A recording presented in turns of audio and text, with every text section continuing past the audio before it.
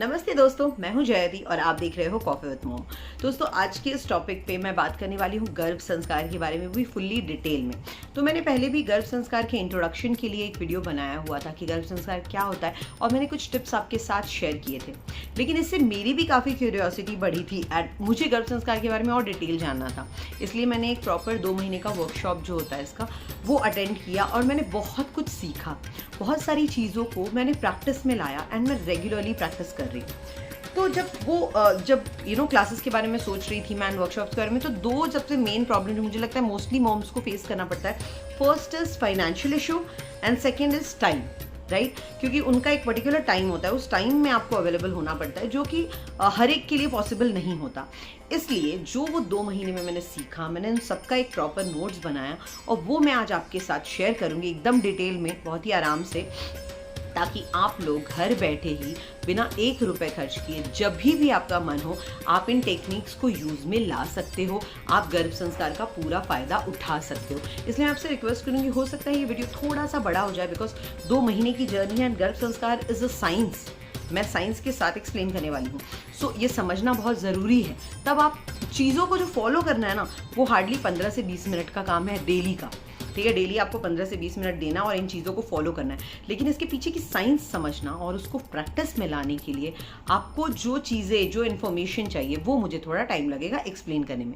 तो मैं रिक्वेस्ट करूँगी कि प्लीज़ एंड तक बने रहिएगा और वीडियो पसंद आए तो लाइक ज़रूर कीजिएगा। और प्लीज़ प्लीज़ प्लीज़ अभी के अभी हमारे चैनल को सब्सक्राइब कर लीजिए, क्योंकि आई एम प्रीटी श्योर ये सुनने के बाद पूरा का पूरा आप प्रैक्टिस करना शुरू करोगे, रैदर देन आपके पास इतना टाइम या फिर आप इतना सोचोगे नहीं कि आपको सब्सक्राइब करना है। लेकिन प्लीज़ सब्सक्राइब कर लो, क्योंकि मैं ऐसे ही बहुत सारे इंपॉर्टेंट वीडियोस आपके लिए लाती रहूंगी। ऑलराइट, तो हम शुरू करते हैं अपना वीडियो। पहले प्लीज़ पानी का एक बॉटल अपने पास ले लो, एक पेन, एक पेपर ले लो एंड एक कंफर्टेबल प्लेस पे आ जाओ, बिकॉज बातें थोड़ी लंबी चलने वाली हमारी आज। ठीक है, बात करते हैं गर्भ संस्कार होता क्या है। तो ये मैंने पहले भी बात की है आपसे गर्भ संस्कार के बारे में। ये जो 9 महीना एंड 9 दिन का जो पीरियड होता है, जिसको जो प्रेगनेंसी का जो एक्चुअल पीरियड होता है, हेल्दी प्रेगनेंसी का, उसमें आप अपने बच्चे को, अपने होने वाले बच्चे को किस तरह से इंपॉर्टेंट वैल्यूज़, किस तरह से उसके कैरेक्टरिस्टिक्स को बिल्ड कर रहे हो, दैट इज़ गर्भ संस्कार। ये प्रोसेस शुरू होता है बच्चे के कंसीव करने के भी पहले, यानी माँ के पेट में बच्चा, गर्भ में बच्चा आने के पहले से ये प्रोसेस शुरू हो जाता है एंड बच्चे के 2 साल होने तक ये बेसिकली चलता रहता है। लेकिन इसका जो मेन टाइम पीरियड होता है, दैट इज़ द 9 महीना 9 दिन, जब बच्चा अपने माँ के गर्भ में होता है। ठीक है, अब मैं कुछ सवाल आपसे पूछती हूँ। तो जैसे नॉर्मली आपको ये सब बातें बताती होंगी, राइट? आपको थ्रू आउट द जर्नी बहुत ही हैप्पी रहना है, एनर्जेटिक रहना है, लाइक स्टेबल रहना है, पीसफुल रहना है, राइट? एक्टिव रहना है, साथ ही साथ क्रिएटिव भी रहना है, ताकि आप बहुत सारी चीज़ों को एक्सप्लोर करो, समझो। क्योंकि जिस तरह से आप चीज़ों को विजुअलाइज कर रहे हो ना, आपका बच्चा उसी तरह से टाइम के साथ आप वो चीज़ों को देखने लगेगा। ठीक है, साथ ही साथ पॉजिटिव रहना, ये बातें हमें पता है एंड ये बातें हम most of the time follow करते हैं, कोशिश तो एटलीस्ट करते ही हैं, राइट? लेकिन गर्भ संस्कार आपको क्यों करना है? तो पहला एक सवाल आता है, क्या आपने कभी सोचा है, या अभी लाइक कंसीव करने के पहले भी या अभी भी, कि आपको अपने बच्चे में क्या गुण चाहिए, या सबसे सिंपल बात है, आपको बच्चा क्यों चाहिए? हमसे जब ये वर्कशॉप स्टार्ट हुआ तो हमारे जो कोच थे, उन्होंने पहला सवाल यही किया था कि why do you need the child? आपको बच्चा चाहिए क्यों? बहुत लोगों ने बहुत सारे जवाब दिए। मदरहुड एक्सपीरियंस करने के लिए, फैमिली प्लान करने के लिए, घर वाले बहुत प्रेशराइज करें कि शादी को इतने साल हो गए, बच्चा होना चाहिए, सो हम बच्चा प्लान कर रहे हैं। बट क्या ये जो रीजंस हैं, हम मुझे भी तब वही लगा था, लाइक हमारे लिए भी यही रीजंस थे, राइट? लेकिन तब जब उन्होंने एक्सप्लेन किया, उन्होंने क्वेश्चन किया कि क्या ये रीज़न, इतना माइन्यूट सा रीज़न काफ़ी है इतना बड़ा डिसीजन लेने का, या पूरे नेचर में, पूरे एनवायरनमेंट में इतना बड़ा चेंज लाने का? एक नई जिंदगी को आप ला रहे हो बिना किसी मिशन के, बिना किसी गोल के, बिना किसी प्रॉपर मोटिवेशन के आप बच्चा ला रहे हो। क्यों? क्योंकि आपको मदरहुड एक्सपीरियंस करना है, आपको पेरेंटहुड एक्सपीरियंस करना है, आपके घर वाले प्रेशराइज कर रहे हैं। ये रीजंस काफ़ी नहीं है दोस्तों, और यही वजह होती है कि हर एक बच्चा एकदम एक कुछ अलग सा करना, कुछ एक बहुत ही बड़ा नाम करना, हिस्ट्री बिल्ड करना, ये सब बच्चों के बस का नहीं होता। लेकिन सब बच्चों में वो क्वालिटीज होती है, लेकिन उसको निखारने का काम जो माँ बाप का होता है वो नहीं कर पाते, क्योंकि हमारे दिमाग में ये बात आती ही नहीं है। हम बच्चा जब पेट में, हम ये नहीं सोचते कि यार मैं चाहती हूँ मेरा बच्चा इतना तेजस्वी हो या इतना टैलेंटेड हो, वो लोगों की मदद करे, नाम रोशन करे देश का या अपने परिवार का। इतना डीपली कोई नहीं सोचता। एक बच्चा आने वाला है, उसके साथ खेलेंगे, उसके साथ रहेंगे, दैट्स ऑल। तो जब हमारी जो बोलते ना बेसिक थॉट ही इतनी सी है, तो बच्चा इतना बड़ा काम कैसे करेगा। लेकिन वहीं बहुत सारी ऐसी माएँ हैं जो पहले से ही, बच्चा पेट में आने के पहले से, हमें एग्जाम्पल दिया गया था छत्रपति महाराज शिवाजी महाराज का। उन्होंने अपने लाइफ में, बहुत ही छोटी लाइफ थी उनकी, लेकिन उन्होंने बहुत बड़े बड़े काम किए। आपको पता है क्यों? क्योंकि मतलब अपनी माँ के पेट में आने के पहले उनकी माँ जो थी जीजाबाई, जिनको बहुत ही रिस्पेक्टफुली याद किया जाता है, उन्होंने बच्चे को पेट में आने के पहले उन्होंने सोच लिया था कि उनका बेटा जो है वो पूरी दुनिया को, मतलब पूरे इंडिया को इकट्ठा करेगा, साथ लाएगा, मराठा जो साम्राज्य है उसको स्ट्रॉन्ग करेगा, लोगों की मदद करेगा और किसी से नहीं डरेगा, नीडर होगा एंड दुश्मनों का खात्मा करेगा। ये उन्होंने पहले ही सोच लिया था। हम लोग एक छोटी सी चोट लगने पे बच्चे को डर जाते हैं, राइट? उन्होंने बच्चे के पेट में आने के पहले ही सोच लिया था कि उनका बच्चा बड़े से बड़े मुश्किलों का सामना करेगा और जीतेगा।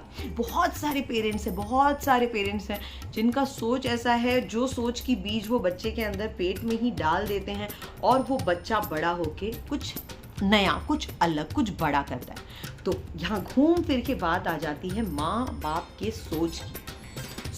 एक माँ के मन में क्या चल रहा है, उसके इमोशंस क्या हैं, इसका असर उसके गर्भ में पल रहे बच्चे पे सबसे ज़्यादा होता है। इस बात को मैं एक बहुत सिंपल तरीके से समझाती हूँ। एक ही माँ के दो बच्चे हैं, दो संतान हैं, अलग अलग वक्त पे हुई है, राइट? बड़ा छोटा 2 साल का गैप, 3 साल का गैप, जो भी हो, या इनफैक्ट 1 साल का गैप, जो भी हो, वो दोनों एक दूसरे से बहुत अलग होते हैं, बहुत अलग होते हैं। क्यों? क्योंकि दोनों के वक्त माँ के इमोशंस, माँ का सोच अलग था, राइट? अब आप बोलोगे क्यों, माँ तो दोनों बच्चों से प्यार करती है। ऑफ कोर्स प्यार करती है, लेकिन दोनों टाइम पे उसके सिचुएशंस अलग हो सकते हैं, राइट? उसके सर्कमस्टांसेस अलग हो सकते हैं, उसके हालात अलग हो सकते हैं, मतलब उसके घर परिवार का माहौल अलग हो सकता है। इसके लिए उसकी सोच, उसकी इमोशंस अलग होती हैं, जिसका असर दोनों बच्चों पे अलग अलग पड़ता है। इसलिए दोनों बच्चे अलग अलग होते हैं। लेकिन जब एक माँ जुड़वा बच्चों को पैदा करती है, तब आप देखोगे वो दोनों बच्चे काफ़ी सिमिलर होते हैं। सेम नहीं कहूँगी, लेकिन काफ़ी सिमिलर होते हैं, राइट? क्यों? क्योंकि दोनों एक ही वक्त में माँ के गर्भ पे, इसलिए जो उस समय माँ के मन में चल रहा है, उनके जो इमोशंस हैं, उसका दोनों बच्चों पे इक्वली इफेक्ट हुआ है। ऑलराइट, तो माँ का जो इमोशन होता है, माँ के मन में क्या बातें चल रही हैं, क्या नहीं, इसका बच्चे पे भरपूर असर होता है। वो इसी सिंपल से एग्जाम्पल पे आप समझ सकते हो, राइट? आपके पेट में बच्चा आने के पहले आपने क्या सोचा था? अगर आपने तब नहीं भी सोचा है, अब आप प्रेग्नेंट हो तो आप क्या चाहते हो? थोड़ा देर खुद को दो और सोचो, क्या चाहते हैं आप? कैसा हो आपका बच्चा? क्या क्वालिटीज़ चाहते हो आप उसके अंदर? तो जो नॉर्मली क्वालिटीज़ जो बहुत सारी ये सब सुनने के बाद हम लोगों ने जो क्वालिटीज़ बोला था, उसमें वो कुछ मैं आपके साथ शेयर करती हूँ। कुछ ने बोला था, मुझे अपना बेटा जो है वो करेजियस, बेटा बेटी जो भी है करेजियस होना चाहिए, मतलब हिम्मत वाला होना चाहिए, नीडर होना चाहिए, ठीक है, काइंड हार्टेड भी होना चाहिए, लाइक जिनको ज़रूरत है, ज़रूरतमंद हो, गरीब हो, उनके तरफ मदद करे, उनको उसके दिल में लोगों के लिए रहम भी हो। करेजियस हो इसका ये मतलब नहीं कि वो क्रूर हो, है ना, उसके दिल में रहम भी हो, ट्रूथफुल हो, सच्चाई के लिए लड़े, सच्चाई के साथ लड़े और सच्चाई के साथ खड़ा रहे, ऐसा बच्चा हो। शार्प हो, ब्रिलियंट हो, ये तो मोस्ट ऑफ द पेरेंट्स चाहते हैं कि हमारा बच्चा बिल्कुल दिमाग से शार्प होना चाहिए एंड ब्रिलियंट होना चाहिए। एंड ट्रस्ट मी, ये सारे गुण ना सब बच्चों में होते हैं, बस उन्हें निखारने की ज़रूरत है, उनके अंदर से उसे निकालने की ज़रूरत है, जिसका शुरुआत आपको तभी करना है जब आपका बच्चा आपके पेट में है। फोकस्ड होना चाहिए, हाई इन कॉन्सेंट्रेशन होना चाहिए, बच्चे का दिमाग बहुत तेज चाहिए, लेकिन दिमाग एक जगह पे स्थिर भी चाहिए, फोकस अच्छी होनी चाहिए उसकी, हेल्दी होना चाहिए, हैप्पी होना चाहिए। ये तो ऑफ कोर्स ये तो मोस्ट ऑफ द पेरेंट्स का रहता ही है, राइट? पीसफुल होना चाहिए, स्टेबल होना चाहिए, जो हमें बोला जाता है ना, इस दौरान प्रेगनेंसी के दौरान आपको पीसफुल रहना है, दिमाग को शांत रखना है, स्टेबल रखना है, ताकि ये पीसफुलनेस, ये स्टेबिलिटी जो है बच्चे के अंदर भी आए। ठीक है। लव एंड कनेक्शन बहुत इंपॉर्टेंट है, एक केयरिंग एटीट्यूड होना चाहिए, सिर्फ अपनों के लिए ही नहीं लेकिन सबके लिए, जिससे भी वो मिले ना उनकी तरफ एक दया भाव होना चाहिए, केयरिंग एटीट्यूड होना चाहिए, एक फ्रेंडली नेचर होना चाहिए, ताकि वो जिससे भी मिले ना सामने वाला इंसान अपने आप इसे पसंद करने लगे, इसकी रिस्पेक्ट करने लगे। ऐसा कोई ना हो जो उससे नफरत करे या चिढ़े, घृणा करे, ऐसा ना हो कोई। हाँ, कुछ कुछ कितने भी अच्छे हो जाओ, कुछ कुछ तो ऐसे मिलेंगे, बट हमारे दिमाग में ये रखना है कि हमारा बच्चा ऐसा हो जो सबके दिल को जीते, राइट। और ऑलराउंडर होना चाहिए, तो बट ऑब्वियसली लाइक सब कुछ आना चाहिए उसको, लेकिन ठीक है इतना पॉसिबल नहीं होता कि सब कुछ आए, लेकिन जो आए, जो चीज़ वो पकड़े, जो चीज़ वो करना चाहे वो अच्छे से करे। तो सबसे पहला पॉइंट गर्भ संस्कार का ये है कि आपके दिमाग में ये क्लियर हो जाए, ये बैठ जाए कि आप अपने बच्चे से एक्सपेक्ट क्या करते हो, आप कौन से गुण हैं जो आप अपने बच्चे में चाहते हो। ऑलराइट, जो ब्रेन एक्टिविटीज़, जो ये क्वालिटीज़, जो एक्सपेक्टेड क्वालिटीज़ हैं, इसको आप बच्चे में कैसे डाल सकते हो, उसके लिए हमें कुछ टिप्स दिए गए हैं जो कि हमें डेली फॉलो करना रहता है। पहले आता है ब्रेन जिम, यानी आपको भी अपने दिमाग के साथ ना कुछ एक्सरसाइजेस करने हैं, अपने दिमाग को तेज करना है ताकि बच्चा भी उस चीज़ के बारे में सोचे। ठीक है, चलिए कुछ कुछ गेम्स हम आपके साथ करते हैं। हमें तो बहुत सारे गेम्स कराए गए थे तो सबसे पहले आप लोग आराम से बैठ जाइए, मैं थोड़ा कैमरा को सेट कर लूँ ताकि आप मुझे देख पाओ। ठीक है, आपको एक हाथ अपने सर पे रखना है, ठीक है, एक हाथ अपने पेट पे रखना है। ओके, एक सेकेंड। हाँ, सर पे रखना है, पेट पे रखना है, एकदम पेट पे हल्के से रखना है, ऑफ कोर्स बेबी अंदर, ठीक है। और उसके बाद जैसे जैसे आप सर को इस तरह से मारोगे, ऊपर मारना है और पेट को मारना नहीं है, पेट को ऐसे ऐसे ऐसे ऐसे करना है। Can you see? और ये आपका काम साइमल्टेनियसली होना चाहिए। आई नो अभी आप अगर प्रैक्टिस करोगे तो थोड़ा थोड़ा आपको दिक्कत आने वाली है, कुछ लोगों का दोनों ऐसे ऐसे होगा, कुछ लोगों का दोनों ऐसे ऐसे होगा, तो कुछ लोगों का एक हाथ रुक जाएगा और दूसरा काम करेगा। लेकिन आपको क्या करना है, आपको ये प्रैक्टिस के साथ हो जाएगा, जो इससे हमें भी हो गया, इतने 2 महीने हमने प्रैक्टिस किया है, वैसे तो बहुत पहले ही हो गया था, लेकिन ये हो जाता है प्रैक्टिस के साथ, लेकिन ये बहुत ज़रूरी है। तो इसको धीरे धीरे धीरे धीरे मारते रहना है और ये साइमल्टेनियसली होना चाहिए। आप स्पीड बढ़ाओगे ताकि आप देख सको आपका कॉन्सेंट्रेशन कैसा है। अगर आपका बीच में भी फोकस हटा तो ये जो कोऑर्डिनेशन है ना, ये हट जाएगा, ये टूट जाएगा। ऑलराइट, सो है ये इजी, है ये सिंपल, एक बार करके देखो, सब लोग एक बार ये इसे करके देखो, है ना। अच्छा, थोड़ा सा आपके दिमाग को ना एक एक्सरसाइज दे रहे हो, एक एक्टिविटी दे रहे हो, सोचने का मौका दे रहे हो। मुझे लगता है ऐसे बहुत सारे और एक्सरसाइजेस हैं जो कि मैं आपके साथ शेयर कर सकती हूँ, जो कि आप रेगुलरली प्रैक्टिस कर सकते हो, लेकिन उसके लिए मुझे एक अलग वीडियो बनाना पड़ेगा, अदरवाइज ये कुछ ज़्यादा ही लेंदी हो जाएगा। ठीक है, इसके बाद आता है गाइडेड अल्फा मेडिटेशन। ये बहुत ज़रूरी है। देखो दोस्तों, होता क्या, मेडिटेशन नॉर्मली लोग बोलते हैं ना, आँख बंद करो एंड म्यूजिक के साथ आप मेडिटेट करना शुरू करो, दैट इज़ ओके। लेकिन जब एक गाइडेड मेडिटेशन होता है, लाइक एक आवाज़ सुनाई दे रही है आपको जो कि कह रहा है अपने सांसों को ऊपर लो, अंदर लो, बाहर छोड़ो, उस पर ध्यान दो, अपने सर के बाल से लेके पैर के टो तक ध्यान दो, अपने होने वाले बच्चे के ऊपर, मतलब पेट के ऊपर हाथ रखो एंड होने वाले बच्चे को फील करो। तो ये जो गाइडेड मेडिटेशन होता है ना, ये बहुत हेल्पफुल होता है। इसका आपको आराम से ये भी मिल जाएगा, मतलब यूट्यूब पे मिल जाएगा गाइडेड, वो आप वीडियो लेकर अपने आप को अपने से मेडिटेट करना शुरू कर सकते हो, लेकिन उस आवाज़ पे ध्यान देकर। ये आपको बहुत हेल्प करने वाला है। Alright, next is trataka for focus and concentration. त्राटक क्या होता है, वो कैंडल देख के हम जो करते हैं ना, मुझे प्रॉब्लम ये है कि जब कैंडल की फ्लेम ऐसे ऐसे होती है तो मैं कॉन्सेंट्रेट नहीं कर पाती। तो मैं बहुत सिंपल काम करती हूँ, मैं ना दीवार पे मैंने एक डॉट बना दिया है गोल सा ब्लैक कलर का, और मैं उसे देख के फोकस करती हूँ। ज़्यादा नहीं, दिन में सिर्फ 5 मिनट 7 मिनट बस उसे देख के शांति से फोकस करती हूँ। एंड जब मैं आंखें अपनी बंद करती हूँ ना, तो I can visualize that dot completely. वो ब्लैक डॉट मेरी आंखों के अंदर लाइक वाइट डॉट बनकर आ जाता है और मैं उस पर कॉन्सेंट्रेट करती हूँ। बस यही करना है आपको। इंटरनल सेल्फ हीलिंग एंड गर्भ ध्यान बहुत इंपॉर्टेंट है। जैसे कि मैंने अपने मेडिटेशन के बारे में कहा था, आपको अपने अंदर जो बच्चा है ना, उससे कनेक्शन बनानी है, उसको हील करने में हेल्प करना है, उसको कंफर्ट देने में हेल्प करना है। ऑलराइट, सो ये चीज़ें भी आप आराम से घर पे ही बैठे बैठे कर सकते हो, आपको कहीं जाने की ज़रूरत नहीं है। क्रिएटिव एक्टिविटीज़ करनी है आपको। अगर आपका ये सेकेंड प्रेगनेंसी है तो आपका फर्स्ट बेबी के साथ आप ये क्रिएटिव एक्टिविटीज़ कर सकते हो। अदरवाइज आप अकेले भी बैठ के कुछ ड्राइंग कुछ करना हो गया, पेंटिंग करना हो गया, क्ले वगैरह जो होते हैं ना उनसे कुछ चीज़ बनाना हो गया। बहुत सारी औरतें क्या बोलते हैं स्वेटर बिनती हैं, वो भी एक तरह का क्रिएटिव एक्टिविटी हुआ।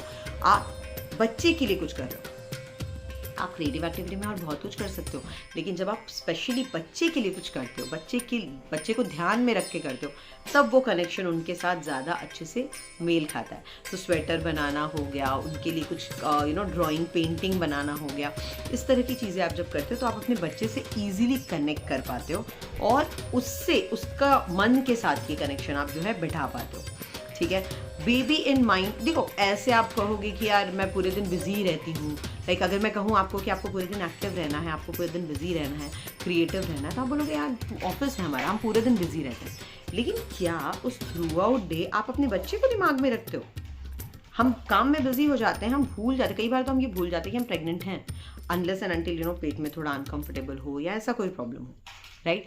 तो यहाँ क्रिएटिव रहना एंड बिजी रहने का सबसे मेन ताल्लुक है कि आपका फोकस आपके दिमाग में सिर्फ और सिर्फ आपका बच्चा होना चाहिए, आपके सोच में सिर्फ और सिर्फ आपका बच्चा होना चाहिए। तो यहाँ आपको ये जो 15-20 मिनट निकालना है ना, इसमें वो क्रिएटिविटी करनी है, रोज़ के रोज़ वो काम करना है जिसमें आप सिर्फ अपने बच्चे के बारे में सोच रहे हो, सिर्फ उससे कनेक्ट कर पा रहे हो। Getting my point?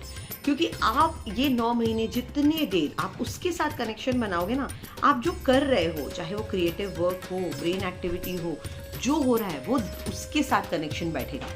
हवे में कर रहे हो, उसके बारे में सोच भी नहीं रहे हो, तो कोई फ़ायदा नहीं होगा। इसलिए जब हम लोगों को ये जो 2 महीने मेडिटेशन कराते थे या ये जो ब्रेन एक्सरसाइजेस कराते थे, तो हमें कंटिन्यू कहा जाता था कि अपने बच्चे को दिमाग में रखो।